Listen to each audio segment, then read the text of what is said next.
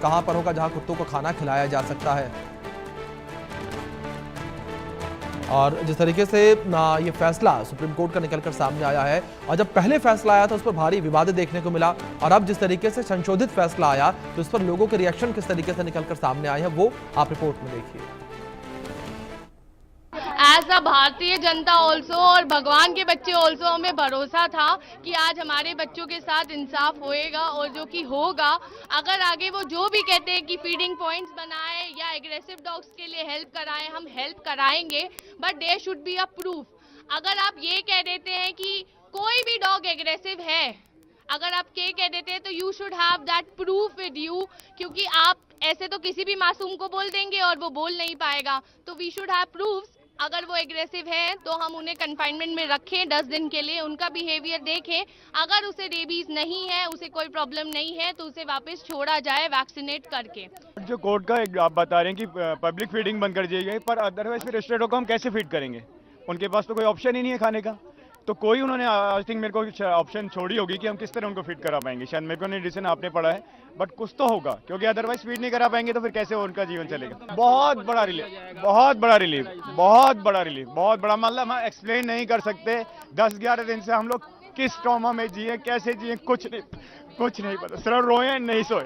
ये मतलब हमारी क्या जीत है, ये तो सत्य की जीत है। ये बच्चों के सामने कैसे हो सकता था? आप भी समझ सकते कैसे हो सकता था।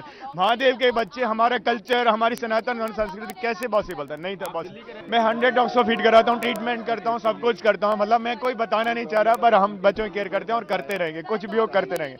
और सुप्रीम कोर्ट के डिसीजन का हम बहुत बड़ा समर्थन करते हैं। बहुत बहुत बहुत खुश हैं, and I am very happy कि जो भी डिसीजन हुआ वो हमारे फेवर में हुआ, हमारे बच्चों के फेवर में हुआ।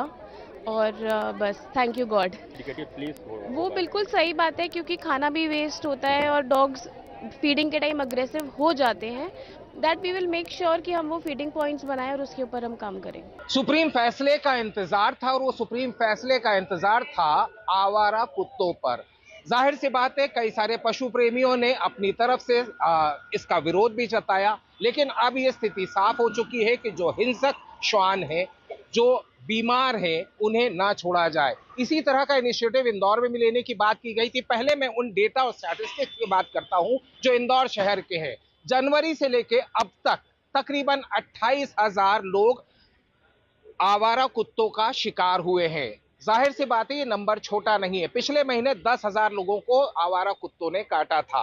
रोज का आंकड़ा लगाता हूं तो 125 से ज्यादा लोग कुत्तों के काटने से शिकार होते हैं, और ये आंकड़ा महज एक सरकारी अस्पताल का है, प्राइवेट हॉस्पिटल्स का ये आंकड़ा नहीं है। जाहिर सी बात है, लोगों के मन में डर है, खौफ है, और कहीं ना कहीं अपने बच्चों को बचाने की कवायद भी है। लेकिन जहां पशुओं के प्रति प्रेम की बात की जाती है तो वो भी जायज नजर आती है। अब सुप्रीम फैसला लगभग क्लियर हो चुका है। 56 पर मौजूद हूं। सर, जिस तरीके से स्थिति ये कहा जाए कि आवारा कुत्तों की वजह से जो परेशानियां आ रही थी, अब उसको आप उसको किस नैरेटिव की तरीके से देखते हैं, किस तरीके से देखते हैं कि इसका क्या सोल्यूशन हो? बच्चे तो घायल हो रहे हैं। देखिए, मैं बचपन से लेकर काफ़ी लगभग 30 साल की उम्र तक मैं डॉग फोबिक रहा हूँ जी। मुझे कुत्तों से बहुत डर लगता था। मेरे जिन दोस्तों के पास में कुत्ते रहते थे वहाँ पे मैं जाता था। लेकिन अब मेरे खुद के पास में कुत्ता है, तो मैं स्पेक्ट्रम के दोनों तरफ रह सकता हूँ। मैं इतना कह पाऊँगा कि कुत्ते एग्रेसिव होते हैं, बिल्कुल होते हैं।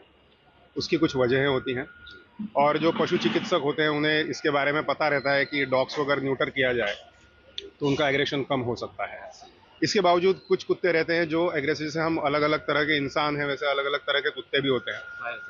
तो सबसे पहले एक चीज़ जो भारत के किसी भी नगर निगम ने करनी चाहिए वो तो ये है कि जो आवारा कुत्ते हैं उन्हें गैदर किया जाए और उनका कैस्ट्रेशन, न्यूटर करना जो भी है वो करना ज़रूरी है, जिससे खास करके मेल डॉग्स जो एग्रेसिव होते हैं जब वो हीट पर आते हैं, और फीमेल डॉग्स तब एग्रेसिव होती हैं जब वो डिलीवरी होती है उनकी। तो ये सिचुएशंस ज़्यादा ना हो, इसके लिए ये दोनों ही चीज़ें करना, मेल और फीमेल डॉग्स को न्यूटर करना, स्ट्रे डॉग्स को, उससे उनकी तादाद भी काफ़ी हद तक कंट्रोल में आती है। इसके बावजूद कुछ कुत्ते रहते हैं जो बीमार होते हैं या जिनका एग्रेशन बहुत ज़्यादा है। ऐसे कुत्तों को आइडेंटिफाई करके मेरे ख्याल से उन्हें एक शेल्टर होम में रखा जाए, ज़रूरी है। और जो बचे हुए कुत्ते हैं जो जनरली फ्रेंडली हैं, उन्हें अगर उनकी लोकेलिटीज में वापस छोड़ दिया जाए तो स्ट्रेस, क्योंकि अच्छा सर, मैं आपको टोकूंगा, आप इतना जानकारी रखते हैं। एक चीज, शिकारी प्रवृत्ति तो है, जानवर है, उसमें शिकारी प्रवृत्ति डेफिनेटली है। साफ सफाई आजकल रहने लगी है, खाना नहीं मिलता, क्या ये भी एक कारण बन रहा है? जी बिल्कुल, दोनों चीजें हैं। जैसे मैंने बोला कि किसी भी प्राणी की 3 बेसिक जरूरतें होती है। एक होता है खाना, एक होता है अपनी सुरक्षा, और तीसरा होता है मैथुन। तो इसमें से मैथुन, अगर एक फैक्टर को अगर आप कंट्रोल कर लें तो ये जो बढ़ती तादाद है वो कम होगी, और दूसरा उस तादाद को। तो आपने सुना किस तरीके से लोगों की प्रतिक्रिया निकलकर सामने आई है मिलीजुली। कुछ लोगों ने फैसले का स्वागत किया था, कुछ लोग ये कहते नजर आए कि जो पहले वाला फैसला था वही सही था, उसमें संशोधन नहीं करना चाहिए था। और अब इस बीच हमारे साथ बातचीत करने के लिए आयशा क्रिस्टीना बेन जुड़ी हैं, सीईओ हैं नेबरहुड वूफ की।